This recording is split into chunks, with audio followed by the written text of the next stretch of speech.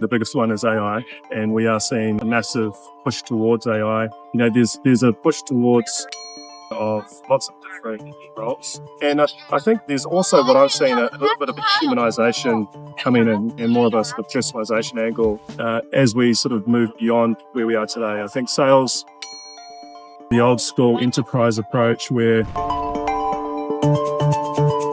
that's gone, well and truly gone. A trailblazer in sales and marketing innovation, leading the charge in leveraging AI and automation to transform how businesses connect, convert, and grow.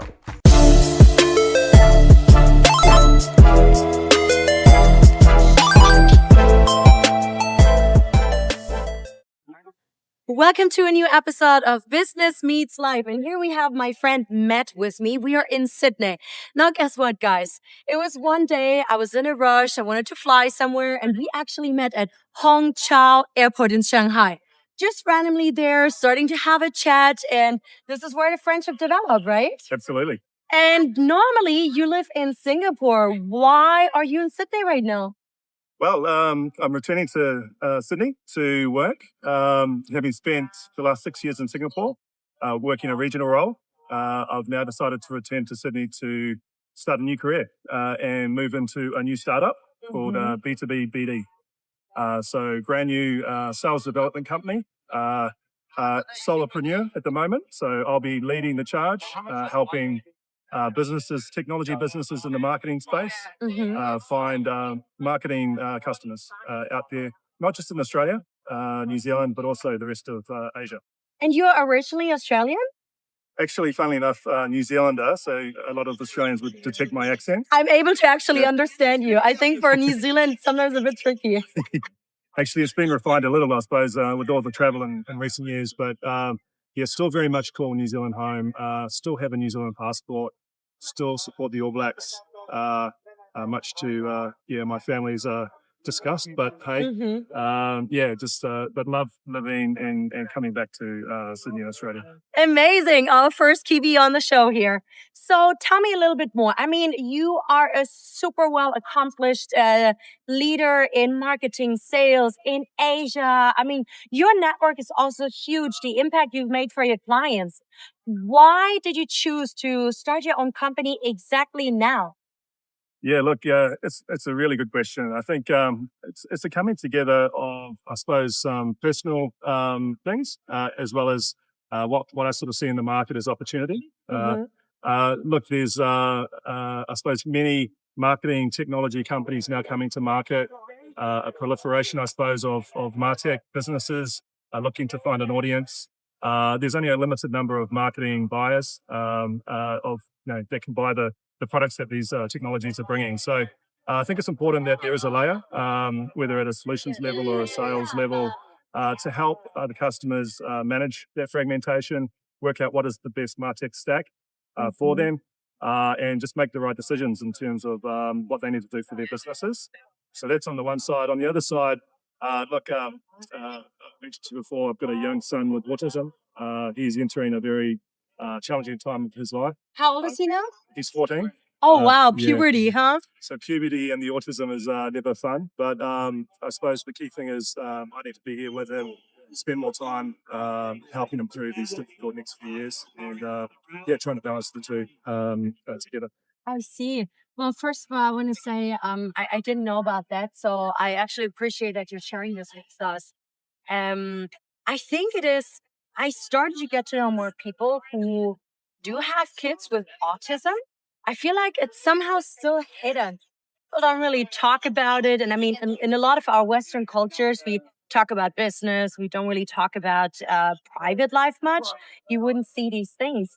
What is your advice on, or how do you actually manage, running your business, but at the same time, how do you support a kid with autism in the best way? As a parent? No, really good question. I think the key thing is, in Australia is a wonderful place to, I suppose, have kids with autism. There's a lot of, I suppose, infrastructure and facilities in place with the NDIS. So that's the National Disability Insurance Scheme. That helps families with funding and obviously they can then invest in the support workers.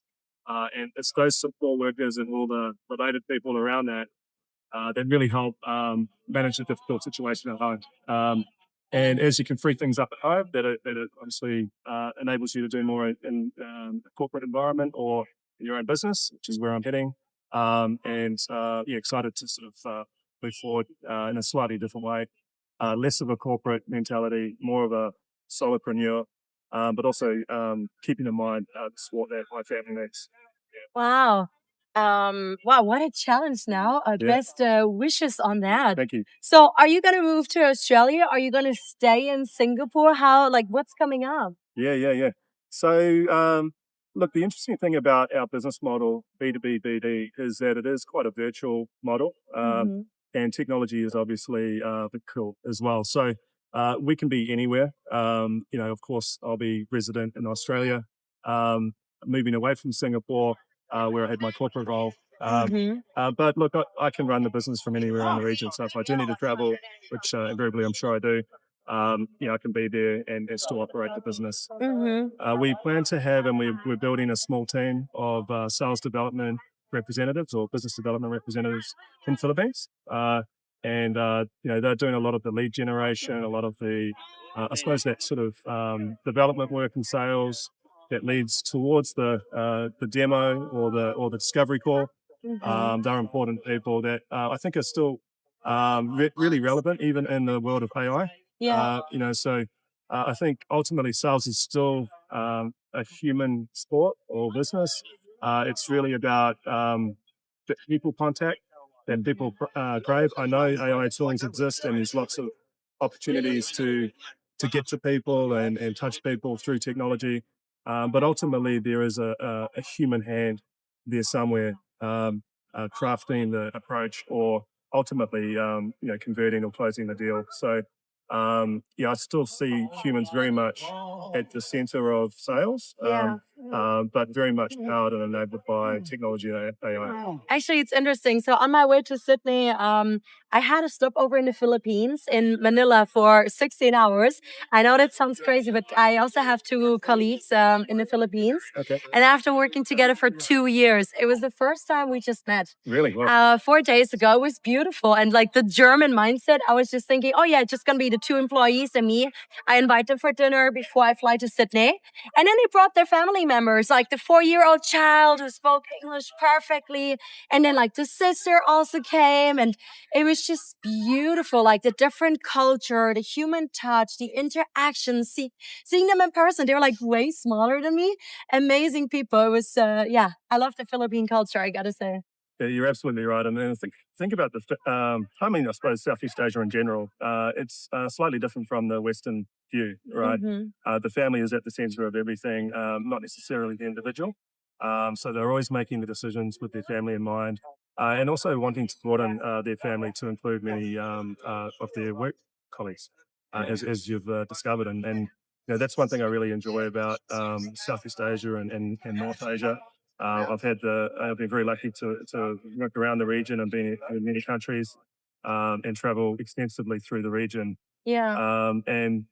It's just very humbling to realize, in many respects, how lucky we are in places like Sydney, where we have got this wonderful view and access to so many things that I think many take for granted.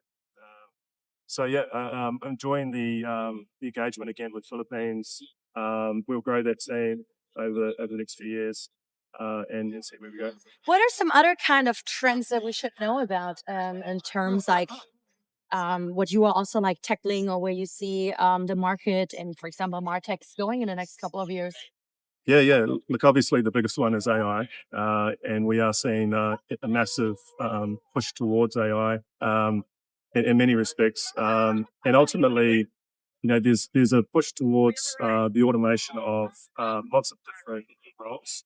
Um, AI agents, I guess. the agents, particularly, and I think there's also what I'm seeing a little bit of a humanization coming in, and more of a sort of personalization angle, Mm. where I think businesses are going, okay, yeah, we get that, but I really need you to talk to me and frame up, what's relevant to me and how does this affect me. Whereas I think sort of traditionally there was more of a generic approach. Mhm. Where we're going with AI and where we're going with technology is very much in that hyper personalization space. and I suppose being incredibly relevant and presenting the right solutions at the right time. And that's not that easy to do, but there's some incredible tools out there, and they're getting better by the day. Yes, I know. So yeah, that's the exciting bit about, I think, and why I've sort of embraced Martech in particular, is it's just so dynamic. Literally every day something new pops up in your LinkedIn feed or in some kind of X feed or whatever, and it's just so exciting to see what you're able to do or potentially do as we sort of move beyond where we are today. I think sales is changing. I think we're that sort of the old school enterprise approach where 3 or 4 people went in and presented in the boardroom. That's gone. Well, it's really gone. Yeah, the old corporate approach. Good old Absolutely. times. Yeah, look, I've been guilty of that as many have. But I think what's exciting for me, sort of getting into my 50s now, is being able to sort of now learn new things, new ways of selling, and some incredible tools to basically get to the person you want, to tell the story you want. Actually, just this weekend, we had a 3-day AI marketing bootcamp. So I was co-hosting because I'm part of the AIpreneurs from Martina Pegler. And in her software, she just launched this new lead hacker, Wow. which is impressive, but mainly focused on the US because the US compared to other countries, and I'm German, right? You get the information about the credit score of a person. You easily get like not just their email address, but even their home address, like all these private information. Yep. And you can have kind of like pre-qualified leads that you can all get with this tool, and for just like so much cheaper as if you were to do like Facebook advertising or anything else. It's just so impressive of what is like being launched, like one thing after another, like in this new AI world. Yeah, and I think you sort of touch on an important point because we've got this access to this data and information on people, and we just have to be very selective and careful how we use that. Because obviously it's quite easy to be blocked. It's quite easy for companies to find ways to and look, I think that's another thing in AI we're seeing is in tools from technology is really the blockers or the way to rehumanize in terms of what's going on. So there's a push towards that. And I think, people are starting to put up all these different, I suppose, models that challenge and say, okay, well, yeah, that's AI. Look at how students are working, for example, and the types of tools that are in there, but also in business for CVs and things to make sure that, that the humans actually develop that CV. And also in business proposals. It's so easy to develop a proposal, a slide deck in AI, and to develop that thinking. But there's also, the differentiation and the creativity of marketing that typically does come from a human, right? What's coming out of AI is a derivative of something that someone else has done somewhere else at some point. There is that thinking, we understand that, but I think, I still think there's a way to go there. Yeah. So I have been where you have been, quitting the corporate job and starting my own company. What do you think like helps you to, because it's a huge change and you've been like a senior leader in corporate all over Asia for such a long time. What do you think is like that mindset shift, like a habit, routine shift, like what helps you now to hopefully make that shift more smoothly? Yeah. Look, I think personally, you create habits in your life that you don't easily throw away, regardless of what you're doing. And I've got, going back to my graduate days with BP Oil, spent 4 good years with them before I moved to Australia. And even some of those skills today, the way we are disciplined in our daily lives, the way we set goals and objectives, that's really key in terms of making sure that you're as disciplined as a solopreneur as you are in corporate. The great thing is you relinquish some of the, in many ways, the responsibility of anything else. I was responsible for 120 sales staff previously. Wow. So he really knows what he's talking about when it comes to sales. 120 people.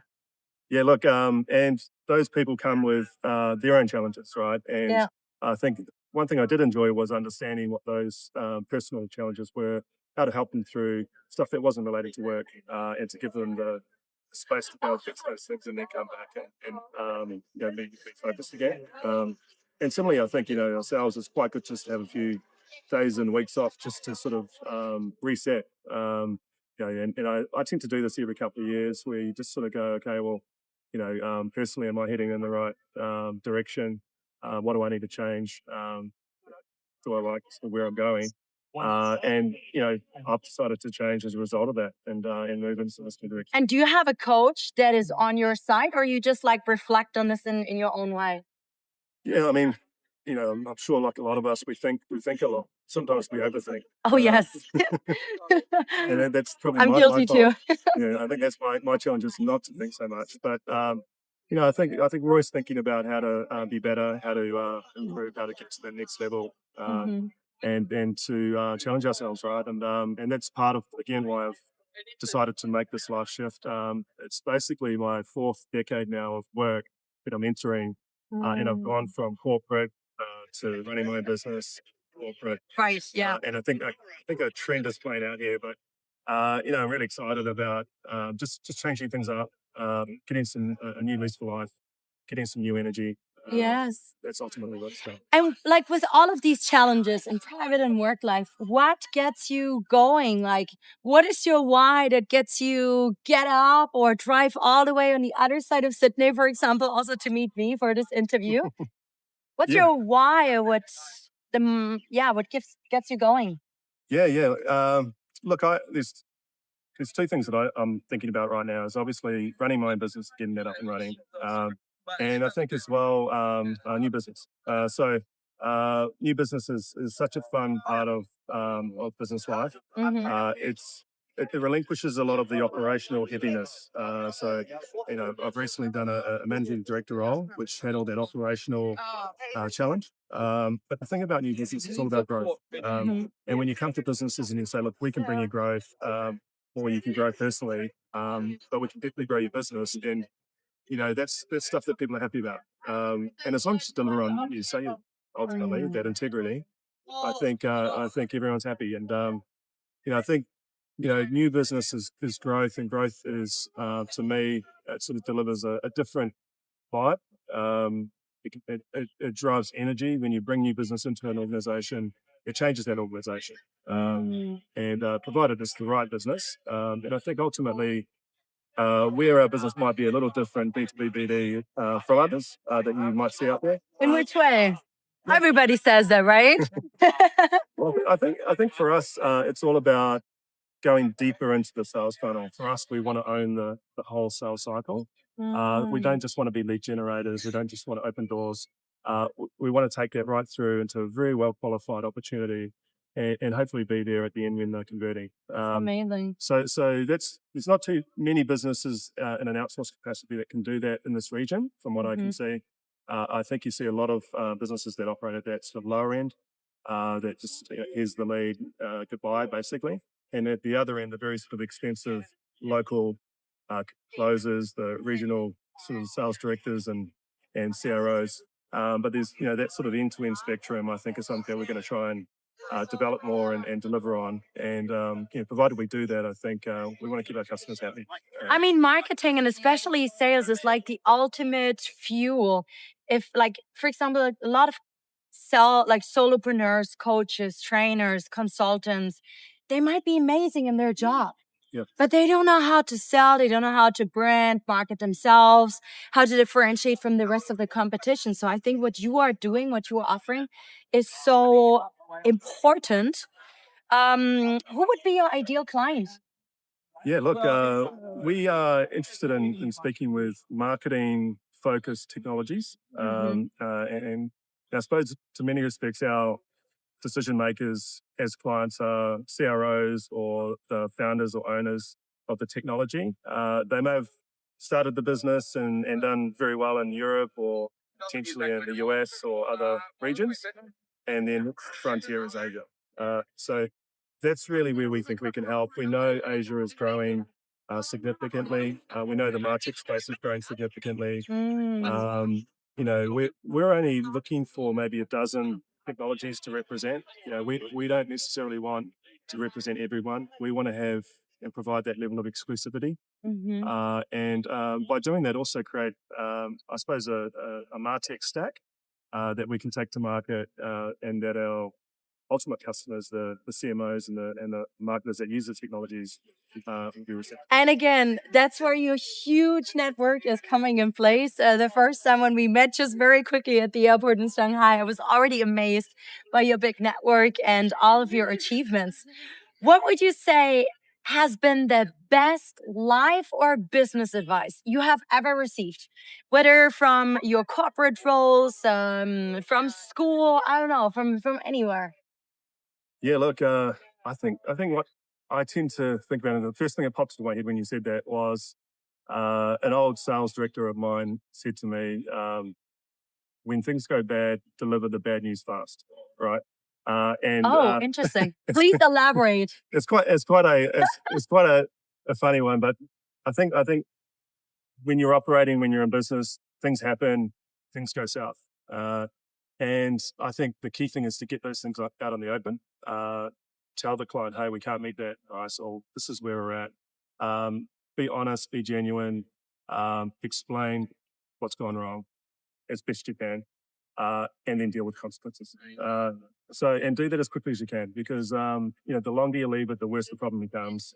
And Yeah, ultimately, true. we're all about problem solving. So in sales, we problem solve every day. And just on that, I think the key thing is really getting to the nugget of the problem.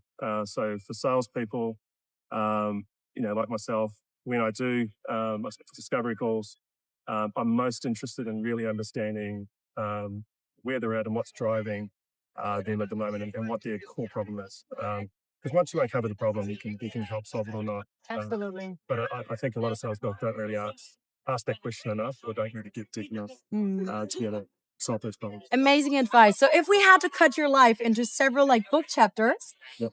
because you have so much life and work experience, which name would you give this new chapter now? Cool. Let's check how creative you are. Well, I think some people say in your 50s you're starting to get towards the close, and there's retirement sort of in your 60s and that kind of thing. But for me, I just think about a rocket ship. I think it's I use that a lot in my emojis. You might have seen it, but I think it's time to sort of lift off a bit, and really put some effort in, as hard as we can, and go as hard as we can for as long as we can. Mhm. And you never know, right? So I think ultimately it's about just taking off. Yeah. I love it. So where do you see yourself in the next 3 to 5 years then? Now that we're taking off with the rocket ship? Yeah, look, I think 3 to 5 years in Sydney. A strong team of sales development reps in Philippines. So Mhm. maybe 20, maybe 30. A really good, strong portfolio of clients, at least a dozen, and a really good reputation in the marketplace. If you could choose to work with any client, so sometimes I coach people and I say, hey, create your dream 100 list out of the preferred clients you want to work with. Who would be on that list? Well, look, I've been thinking about Canva a little bit. So Canva obviously is the darling of the creative world, and is scaled incredibly well. But yeah, I'd love to work with them. There's companies like Intelligence Bank. I don't know if you know those guys, but they're world leading digital and asset management software. Yeah, so just thinking along those lines, I currently work with a company called Viper, which does research for new product launches, and also with Iterable, which is a customer automation platform, right up there with Salesforce. So yeah, I've got some good customers that I'm already working with. There's some new customers that I'd like to work with, and see where we go. Yeah. That sounds Yeah. exciting. So I know that you're on a very tight schedule, and I really appreciate you came all the way here to Sydney, Barangaroo, so that we could have that podcast. Around us are actually all the big like consulting companies, PwC, and all the other big corporates. Do you have any last words to our global audience of executives, students, Asians, Western people? Look, I think ultimately just work on yourself first. Get yourself fit for the fight. and then get your mind in the right position and go hard. Amazing. So please start following Matt. And also, if you love today's session, please subscribe, send it to your friends, to your colleagues, family members. And who knows, maybe next time we're going to meet in Singapore, right? Could be. Take care, guys. Yeah. Thank you.